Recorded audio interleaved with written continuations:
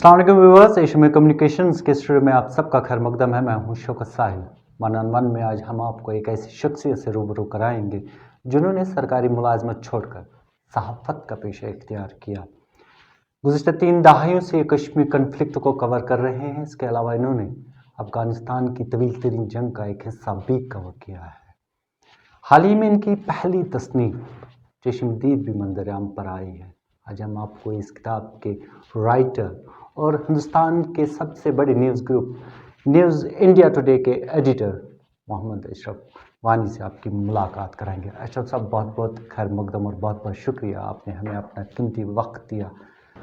अशरफ वानी को अगर अपनी ज़ात डिस्क्राइब करनी होगी तो वो किस तरह करेंगे? आपका बहुत बहुत शुक्रिया, आपने मुझे दावत दी और यहाँ बुलाया अपनी साथ बात करने के लिए। कोई इंसान, जहाँ तक आपने कहा कि अगर आप अशरफ वानी को डिस्क्राइब करेंगे, शायद एक इंसान अपने आप को डिस्क्राइब कर नहीं सकता है। मैं क्या हूँ क्या नहीं हूँ, इसका फैसला लोगों पर छोड़ा जाता है। लोग ही डिसाइड करते हैं आप क्या हैं और आप क्या नहीं हैं। हाँ, जिस तरह से आपने शुरू में कहा, मैं एक जर्नलिस्ट हूँ, जिसको हम हिंदी में पत्रकार कहेंगे या सादा और अपनी ज़बान में सहाफ़ी कहेंगे। ये पेशा मैंने इख्तियार किया है पिछले 25 साल से। एक जुनून था उसका, जैसे आपने शुरू में कहा कि आपने सरकारी नौकरी छोड़ दी, फिर आप इस पेशे में आए। तो बचपन में जब एक इंसान की उम्र जब वो जवान होने लगता है तो उसकी ख्वाहिशें बहुत सारी होती हैं कि मैं क्या करूं क्या न करूं। तो कहीं ना कहीं मुझे अपने आप में इतना जो है इत्मीनान है, या जिसको हम कहेंगे सेटिस्फेक्शन है, वो इसी बात की है कि मैंने जो चाहा मैंने वही किया। मेरे दिल ने चाहा कि मैं एक सहाफ़त से जुड़ूं, एक जर्नलिस्ट बनूं, उसी में कोशिश की और वही हूँ भी, और आगे भी इंशाल्लाह जब तक ज़िंदगी रहेगी वही रहूँगा। बैरून रियासत आपने तालीम हासिल की और उसके बाद आप वापस यहाँ आ गए। सरकारी मुलाजमत हासिल की थी फ़ौरन बाद आपने, लेकिन ये फ़ैसला लिया कि आपने सरकारी मुलाजमत नहीं करनी है, कंटिन्यू नहीं करनी है, और सहाफ़त के मैदान को आपने चुना। अचानक फ़ैसला लिया या जज्बाती फ़ैसला था? सोच समझ कर फैसला लिया। दरअसल जब आपने कहा कि मैंने इंजीनियरिंग की है, और उस ज़माने में जब मैंने 90 में पास किया, तो तब अगर कोई भी इंजीनियरिंग करके आता तो शायद उसके लिए नौकरी पाना, या जो मैंने हासिल भी किया, कोई मुश्किल काम नहीं था।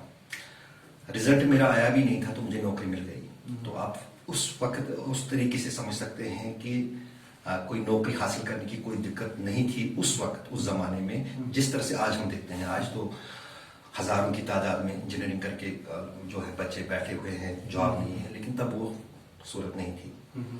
तो रिजल्ट मिलने से पहले, फाइनल ईयर का रिजल्ट नहीं आया था, तो आई गॉट द जॉब।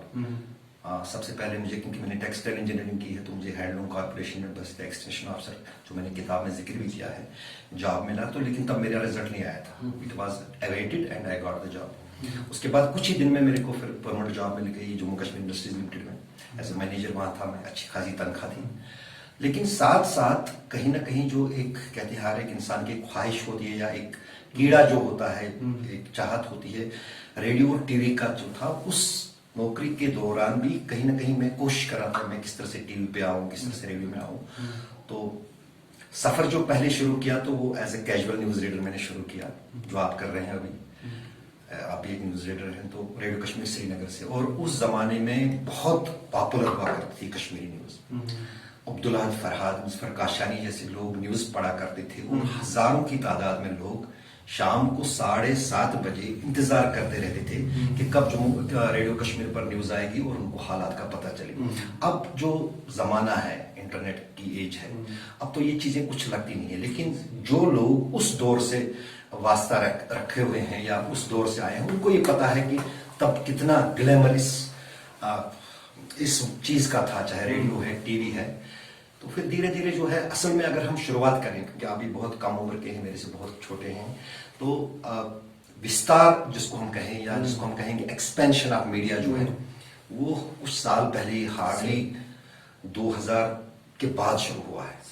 2000 के बाद भी नहीं, इनफैक्ट हम कहेंगे 2005-2006 के बाद जब लाइसेंस मिले, इतने चैनल बने, और उसके बाद फिर इंटरनेट कश्मीर आया, और इस इंटरनेट के बाद जब फिर मोबाइल फोन्स आए, तो अब बहुत इजी, अब हर एक ये चीज कर सकता है। लेकिन तब उस जमाने में शायद हर एक इंसान के लिए इस तरह की ख्वाहिश रखना या इस तरह का करना उतना आसान नहीं था। आपने रिपोर्टिंग की है, आपने उस एरा में रिपोर्टिंग की है जब हमारे पास उतने वसाइल या ज़राया मौजूद नहीं थे कि गैदर इंफॉर्मेशन करते हैं। कितनी मुश्किलात का सामना करना पड़ा आपको उस वक्त, और किस तरह आप मैनेज करते थे रिपोर्टिंग ग्राउंड ज़ीरो पे करना और उसके बाद मीडिया हाउस तक वो पहुंचाना? बिल्कुल आपने सही कहा, क्योंकि हम अक्सर ये बात करते हैं, लोगों की याददाश्त बहुत छोटी रहती है, और उसी तरह की जो है, क्योंकि हर एक इंसान के पास जो है अपनी अपनी परेशानियां होती है। कितने उतार चढ़ाव आते हैं जिंदगी में, कितनी चीजें आती हैं, कितनी हस्तियां उठती हैं, कितनी हस्तियां मिटती हैं, लेकिन ये जमाने के साथ फिर बह जाती है, गायब हो जाती है। इसको कहते हैं फ्लो ऑफ रिवर। जिस तरह दरिया में पानी बहता रहता है, कब क्या हुआ, कहां पर कितनी बड़ी लहर उठी, कितनी छोटी लहर उठी, उसको फिर ये माने ही नहीं रखती, समय के साथ बीत जाती है, टाइम के साथ निकल जाता है। तो काफी टफ टाइम था वो। और जैसे मैंने आपको कहा कि इस वक्त तो जहां पर भी आप जाएंगे, आपको हजारों टेलीविजन चैनल, हजारों आपके पास सोशल मीडिया है, आपके पास हजारों प्लेटफॉर्म है जहां पर आप इंफॉर्मेशन हासिल कर सकते थे। लेकिन शुरुआती दौर में जब मैंने जर्नलिज्म शुरू किया या सहाफत शुरू की, तब लिमिटेड सोर्सेज थे। लिमिटेड सोर्सेज इतने थे कि पहले मैं आपको ज़राया अबलाग की बात अगर कम्युनिकेशन की करूं, तो कम्युनिकेशन यहाँ पर कुछ ही नहीं था। 90 में अगर हम बात करें, जब से मैंने शुरू किया 95-96 से, तब जो था यहाँ पर कुछ गिने चुने घरों के पास लैंडलाइन टेलीफोन थे, हर एक के पास नहीं था। एक लैंडलाइन टेलीफोन हासिल करने के लिए आपको महीनों इंतजार करना पड़ता था। फिर उसमें भी जो BSNL है, भारत संचार निगम लिमिटेड, तब तो प्राइवेट जो नहीं थे, प्राइवेट ऑपरेटर्स नहीं थे, तो उनको आपको कई गुना पैसा ज्यादा देना पड़ता था अगर आप प्रायोरिटी पे लेते। उस पर भी काफी आप कुछ ये समझ सकते हैं कि उस पर कितने पापड़ बेलने पड़ते थे वो टेलीफोन हासिल करने के लिए। तो आम रसाई जो है लोगों की टेलीफोन तक नहीं थी, नंबर एक बात। नंबर दूसरी बात, फिर उसके बाद फिर जिस तरह की फैसिलिटीज इस वक्त फैसिलिटीज ये हैं कि आपको दुनिया के किसी भी कोने का कोई भी जो है जानकारी सेकंडों में मिल सकती है। तब ये नहीं होता था। तब सबसे बड़ी परेशानी जो एक सहाफी के लिए थी या एक जर्नलिस्ट के लिए ये होती थी कि अगर वो उसके पास कोई खबर आए भी, तो उस खबर को कंफर्म कैसे करें, और कंफर्म करके उसकी खबर जो है गलत ना हो, तो वो कितनी ये है। कश्मीर शोरज़दा इलाका है, यहाँ आपको दो धारी तलवार पर रहना पड़ता है और तब आप जाकर रिपोर्टिंग करते हैं। जाहिर सी बात है, कभी ये हुआ कि फैमिली है छोड़ दे सहाफत, कोई ऐसा वक्त, कोई ऐसा इंसिडेंट आपके सामने आया? ऐसा नहीं आया, क्योंकि उसकी वजह यह है कि एक चीज आपको दिमाग में रखनी चाहिए, जो भी किसी पेशे को आगे कहेगा उसको उसकी चैलेंजेस पता होनी चाहिए। अगर हम कश्मीर की बात करें, शायद दुनिया के जितने भी शोरज़दा इलाके हैं उनमें से कश्मीर में भी कई सारे सहाफ़ी जो है मारे गए हैं अलग अलग तरीकों से। हाल ही में कुछ ही साल पहले आपको पता है कि शुजात बुखारी साहब हमारे एक सीनियर सहाफ़ी थे, उनका कत्ल हुआ। उसी तरह उससे पहले भी कई सारे सहाफ़ियों का कत्ल हुआ, कई सारे सहाफ़ियों को धमकियां मिली। तो ये एक चैलेंज है उसमें। लेकिन एक चीज होती है कि आप को ये खतरात जो हैं इस वक्त के ज़माने में या इस इलाके में जो शोरज़दा इलाका रहने में, ये हमेशा आपके साथ है। कई सारे लोग होंगे जिनको आपकी बात पसंद नहीं आएगी, कई सारे लोग होंगे जिनको आपकी बात ठीक नहीं लगेगी। तो उसमें आपको अगर अपने आप को प्रोटेक्ट करना है, आपको सच्चाई का साथ देना है। क्योंकि ये कहते हैं ना कि एक झूठ बोलने के लिए 100 झूठ बोलने पड़े, लेकिन अगर आप सच बोलेंगे उसके लिए आपको झूठ बोलने की जरूरत नहीं है। सच सच होता है। इस तरह कहते हैं, हम आम कश्मीरी में कहते हैं आवे पोछो साफ। तो इसी तरह जो है सच्चाई सफाई होती है। अगर आपकी बात या आपकी रिपोर्टिंग सच है, उसको कोई चैलेंज नहीं कर सकता है। अगर आपकी रिपोर्टिंग फेक है, तो उसको प्रोटेक्ट करने के लिए, डिफेंड करने के लिए आपको कई बार ये करना। और एक चीज मैं आपको ये बताऊंगा, अगर सच्चाई के लिए एक इंसान को मरना भी पड़े, चाहे वो सहाफी हो या फिर किसी और पेशे से हो, मेरे ख्याल में शायद को उस बात का मजा नहीं होना चाहिए। आपकी पहली तस्नीफ पर आएंगे ज़रूर, लेकिन उससे पहले एक सवाल। ज़राए अबलाग के जो वसाइल है वो तब्दील हो रहे हैं, आपने खुद भी किया, आज तो breaking news social media platform पे ब्रेक होती है, उस दौर को किस तरह देखते हैं और आज के दौर को किस तरह देखते हैं?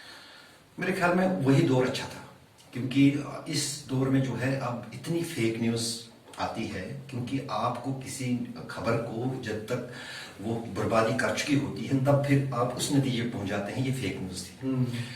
अब अगर आप, क्योंकि सोशल मीडिया के साथ हमें मजबूरी से बहुत क्लोजली मॉनिटर करना पड़ता है, जुड़ा रहना पड़ता है, तो आप अगर देखेंगे क्या क्या वहियात व्हाट्सएप ग्रुप्स में सोशल मीडिया पर, फिर जब अलग अलग पार्टियों के या अलग अलग ऑर्गेनाइजेशंस की अपनी अपनी आईटी सेल्स बनी, प्रोपेगेंडा सेल्स बनी, तो उसमें झूठ और सच में फर्क करना सबसे बड़ी जो है, सबसे बड़ा चैलेंज, सबसे बड़ी परेशानी है।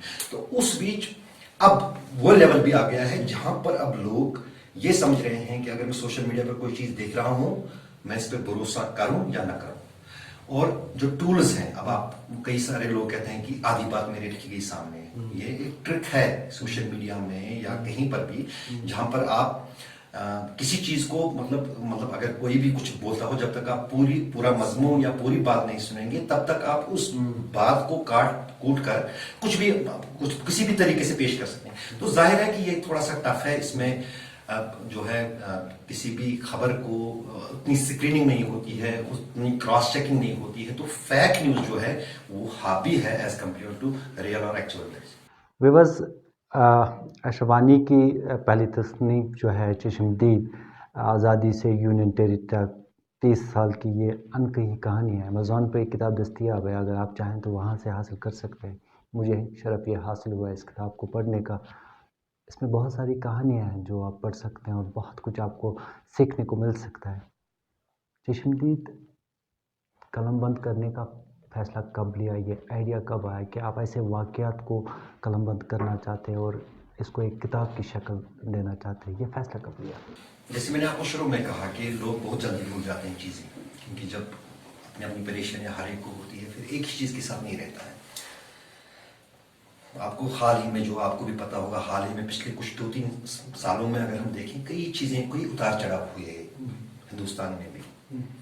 कुछ महीने पहले आपको याद होगा कि एक शख्स गुमनामी से इतने बड़े प्लेटफार्म पे आ गया, अन्ना हजारे फौज में ड्राइवर का काम कर रहा था, वहां पर छोड़ दिया था, रिटायर लिया था अपने आप को, तो उसके बाद आंदोलन शुरू कर दिया। हजारों लोग, लाखों लोग उसके लिए उसको बड़े बड़े ख्वाब दिखाए गए, प्रेसिडेंट बनेगा, प्राइम मिनिस्टर बनेगा, ये बनेगा। फिर एक दौरा डिक्लाइन हुआ, फिर वो जो है अन्ना हजारे। आज कितने लोगों को याद है अन्ना हजारे कौन है, कहाँ है, क्या है? कुछ महीनों की बात, सालों की बात, मतलब। तो इसी तरह जो 30 साल की अब हम बात करेंगे, क्योंकि हमने वो दौर देखा है। मैं बहुत जवान था, 20 साल मेरी उम्र थी, जब से कश्मीर के जो 3 दहाइयों की ये रसाकशी और 3 दहाइयों की हम सियासत कहें, 3 दहाइयों के नाम से हालात कहें, हाँ, तो इसमें इतने उतार चढ़ाव हुए, लेकिन एक नतीजे पे हर एक बड़ी जो घटना होती थी, बड़ा जो कुछ मसला होता था, मैं एक चीज पे पहुंचता था कि लोग भूल गए अब इसको, लेकिन इससे कितनी जाने तलख हुई, इसमें कितनी इंसानी जाने, मासूम जाने जाया हुई। अब इसमें एक चैप्टर है अमरनाथ जमीन विवाद। वो स्टोरी मुझे सबसे ज्यादा इसलिए टच कर रही है, जो अमरनाथ लैंड विवाद करीब 1 साल तक रहा जम्मू कश्मीर में। रीजनल लड़ाई हुई, जम्मू के लोग कश्मीरियों के मुखालिफ हुए, कश्मीर के लोग जम्मू के मुखालिफ हुए लोग, यहाँ तक उसको सील कर दिया गया हाईवे को, कश्मीर का पानी, सियासत, all it was a politics. Issue कुछ था ही नहीं। इशू मतलब किस तरह से लोगों को बहकाया जा सकता है, किस तरह से उनके जो जज्बात हैं उनको किस तरह से हम एक्सप्लॉइट कर सकते हैं उनको। इस तरह की कहानी, हर एक कहानी आप देखेंगे वो नतीजे पे कहां पहुंचती है, फिर कुछ नहीं निकलता है, इंसानी जानें जाया होती हैं। अमरनाथ जमीन विवाद का भी कुछ ऐसा मामला था, हमेशा से आते थे, यात्रा होती थी, मुस्लिम जो थे वो उसको अंजाम करवाते थे, जम्मू कश्मीर या कश्मीरियत या फिर कश्मीर में हिंदू मुस्लिम भाईचारा, जो कि जिसको लेकर महात्मा गांधी ने तारीफ की थी, वो उसकी एक निशानी थी। लेकिन जब आप उस ट्रेडिशन को ब्रेक करने की कोशिश करते हैं, वो किताब में पूरा लिखा है क्या वजह हुई, क्या किस तरह से ये हुआ, उस ट्रेडिशन को ब्रेक करके आप अपने मतलब जो आईवॉल्स हैं, जो अपने लोग हैं, उनको वो पूरा दे देंगे तो कहीं ना कहीं एक इंतशार पैदा हो जाता है। क्या वजह है? तो इंतशार किसी चीज में पैदा करना बड़ी बात नहीं होती। इंतशार जब पैदा होता है तो फिर उसको ठंडा करना बहुत मुश्किल हो जाता है। तो कुछ ऐसी बातें थी, तो मैंने कहा कम से कम जो नई नस्ल है, जो नए लोग हैं, जो नए पेशे में आते हैं, वो समझे, उन जिनको वो गूगल में सर्च करते हैं या सुनते हैं अपने बुजुर्गों से या अपने बड़ों से कि इस तरह ही हुआ, फिर ये हुआ, फिर ये हुआ, तो उनको भी थोड़ा सा रियलिटी जो है, बिना किसी का पक्ष लिए, बिना किसी का, उस रियलिटी को, जो सच्चाई है, जो मैंने अपनी आंखों से देखी है, उसको लोगों तक या लोगों के सामने रखा जाए। मुख्तसर पैगाम आप क्या देना चाहते हैं इस किताब के जरिए? कुछ नहीं, मेरे ख्याल में बहुत सारे लोग न सिर्फ जम्मू कश्मीर में बल्कि देश में भी, मतलब देश से बाहर भी, पाकिस्तान से भी कई सारे लोग मुझे चाहते थे, कंटेक्ट कर रहे हैं कि हम किस तरह से इस किताब को पढ़ें, क्या नहीं पढ़ेंगे। अमेजोन पे जैसे आपने कहा अवेलेबल है, फ्लिपकार्ट पे अवेलेबल है, ऑनलाइन एडिशन भी है, जहां पर अगर कोई पढ़ना चाहेगा वो सीधे ऑनलाइन पढ़ पढ़ है, उसी अमेजोन पे ही। मैं रोकना चाहूँगा व्यूअर्स, मैं आपको बताना चाहूँगा ये किताब जो है 3 ज़बानों में ट्रांसलेट हो चुकी है, अंग्रेज़ी और 2 और हिंदी, तीनों ज़बानों में आप इस किताब को देख सकते हैं। प्लीज़ आप बात करें। तो वो पढ़ना चाहते हैं तो उसको वो उस हिसाब से जो है, वही मेरा मकसद था, लोगों तक ये पहुंचे और वहां पर ये आराम से कोई भी जो भी चाहेगा जानना पड़ेगा। और शुक्र है जिन लोगों ने अभी तक, दोस्तों ने पढ़ी है या जिन्होंने, वो मुतमईन हुए हैं कि ये सच्चाई है, इसमें किसी तरीका किसी के फेवर में नहीं, किसी के खिलाफ नहीं है।